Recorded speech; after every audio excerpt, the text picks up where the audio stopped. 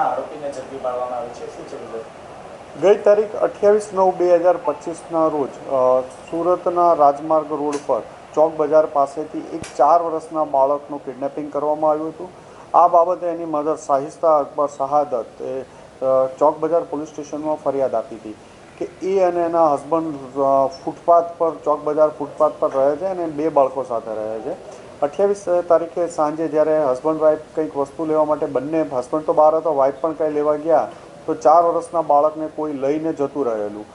આ બાબતે ચોક બજાર પોલીસ સ્ટેશનમાં ગુનો દાખલ થયેલો. ખૂબ જ દયાની પરિસ્થિતિમાં રહેતા હોય અને ખૂબ સંવેદનશીલ વસ્તુ હોય, સુરત પોલીસ કમિશનર સાહેબ અને જોઈન્ટ કમિશનર ક્રાઇમ બ્રાન્ચ સાહેબ દ્વારા સુરત ક્રાઇમ બ્રાન્ચને આ ગુનો ડિટેક્ટ કરવા માટે સૂચના આપવામાં આવેલી હતી. જેના અનુસંધાને ક્રાઇમ બ્રાન્ચના 2 પોલીસ ઇન્સ્પેક્ટર આર.આઈ. જાડેજા, જે.એન. ગોસ્વામી અને અલગ અલગ 5 પીએસઆઈઓની ટીમ એમના અંડરમાં બનાવવામાં આવી હતી અને 60થી 70 માણસો સતત 5-6 દિવસથી લાગેલા હતા ગુનાને ડિટેક્ટ કરવા માટે.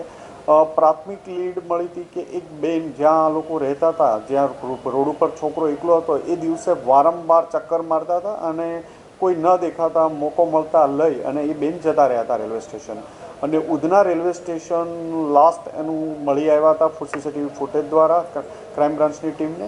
આગળ કોઈ લીડ મળતી નહોતી, જેથી ક્રાઇમ બ્રાન્ચની અલગ અલગ ટીમો બનાવી એ સમય દરમિયાન ઉધના રેલવે સ્ટેશનથી આગળ પાછળ જતી તમામ ટ્રેનો અને એના સ્ટોપ ઉપર ચાલુ કર્યું હતું, જેમાં ઉધનાથી નવસારી, વલસાડ, મુંબઈ સુધીના તમામ સ્ટેશનો લેવામાં આવ્યા હતા અને આ તરફ કીમ, કોસંબા, અંકલેશ્વર, ભરૂચ અને વડોદરા સુધીના તમામ સ્ટેશનોની તપાસ કરવામાં આવી હતી. ક્રાઇમ બ્રાન્ચની એક ટીમને વડોદરામાં લીડ મળી કે આ લેડી અન્ય 4-5 માણસો સાથે વડોદરા રેલવે સ્ટેશનમાં મળી આવે છે. ત્યાં પણ બાળકોને કિડનેપ કરવાનો પ્રયત્ન કરતી હોય, અલગ અલગ જગ્યાએ રેકી નાના બાળકો એકલા હોય એની સતત વોચ કરતી મળી આવી. આગળ હાલોલમાં પાવાગઢ આગળ વધુ લીડ મળતા ત્યાં પણ આ જ રીતની એમોથી જેમ સુરત અને વડોદરામાં બાળક કિડનેપ કરવાનો પ્રયત્ન કરે છે, એવી રીતે હાલોલમાં પણ પાવાગઢમાં પણ એને પ્રયત્ન કર્યો હતો. 3 દિવસથી 26 તારીખ એટલે કે 28એ કિડનેપ કર્યું. એના 2-3 દિવસ પહેલાંથી એ બાળક કિડનેપ કરવાના સતત પ્રયત્નશીલ હતી. 28 તારીખે અહીંયા બાળક કિડનેપ કરી અને એ જતી રહી હતી. તુરંત ત્યાંથી વલસાડ ગઈ, વલસાડથી પાછી વાપી ગઈ બાળક લઈને આસામ ભાગવા. એને આ બાળકને લઈ એ આસામ ભાગી જવાના ફિરાકમાં હતી. કાલે જો કદાચ કાલ રાતના ઓપરેશનમાં ન મળ્યું હોત તો આજે કદાચ બાળકને લઈ અને એ આસામ ભાગી ગયું હોત. એણે આસામના એક માણસ સાથે રીમેરેજ કર્યા છે. કોઈ આઈડેન્ટિટી નથી આ લેડીની. સુરેખા નાયકા નામથી રહે છે અને એનો હસબન્ડ 20 વર્ષ પહેલાં મરી ગયેલો છે. ત્યાં એક એમની સાથે ઘણા સમયથી એક આસામના એક માણસ સાથે પરિચયમાં હતી, ત્યાં અવારનવાર આવજાવ કરે છે અને એ ત્યાં ભાગી જવાના ફિરાકમાં હતી. ક્રાઇમ બ્રાન્ચની ટીમને ગઈકાલે માહિતી મળી હતી કે આ લેડી વલસાડની, પરમ દિવસે માહિતી મળી હતી કે વલસાડની આસપાસની ક્યાંક છે આ બાળક લેડી. એટલે ક્રાઇમ બ્રાન્ચના પોલીસ ઇન્સ્પેક્ટર જે.એન. ગોસ્વામી, આર.આઈ. જાડેજા અને પીએસઆઈ સિસોદિયા, ભાટી, પીઆઈ વાળા વગેરે અલગ અલગ ટીમો બનાવી વલસાડ સિટીના આજુબાજુના તમામ ગામો તપાસ કરતા કાલે લીલાપુરમાં સુરેખા નામની લેડી આઈડેન્ટિફાઈ થઈ કે આ લેડીનું નામ સુરેખા નાયકા છે, 50 વર્ષની ઉંમર છે અને બાળકને કિડનેપ જ્યારે રેડ કરી સર્ચ કરવામાં આવ્યું તો બાળક પણ ત્યાંથી મળી આવ્યું હતું. સામાન પણ પેક કરીને રેડી પોઝિશનમાં હતી ત્યાંથી ભાગવા માટે.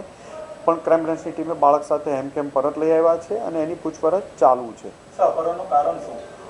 આ લેડીની ઉંમર 50 વર્ષ છે, એનો છોકરો 25 વર્ષનો છે અને એના હસબન્ડની 20 વર્ષ પહેલાં ડેથ થઈ ગઈ છે.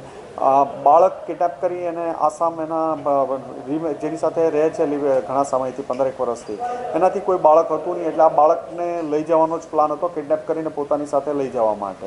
અને છેલ્લા કિડનેપ 28 તારીખથી પણ 26, 25, 26 તારીખથી સતત પ્રયત્નશીલ હતી કોઈ પણ બાળકને લઈ લેવા કિડનેપ કરવા માટે. કેટલા સીસીટીવીની તપાસ હાથ ધરાઈ? કરીબન 500-700થી વધુ સીસીટીવી જોયા હશે. અલગ અલગ સિટીમાં બધી જ એક સિટીમાં એક ટીમ રાખી કે કયા સ્ટેશન ઉતર્યા છે, ક્યાંથી ગયા છે. એ કોઈ સ્પેસિફિક ટ્રેન ટાઈમ નહોતો કે પણ એક હતું કે સાંજના 5:30 આજુબાજુથી ગયા છે. પછી એ પછીના ટાઈમોમાં સતત અલગ અલગ રેલવે સ્ટેશનમાં જોયા, જેમાં વડોદરા પણ અમને મળી આવ્યા.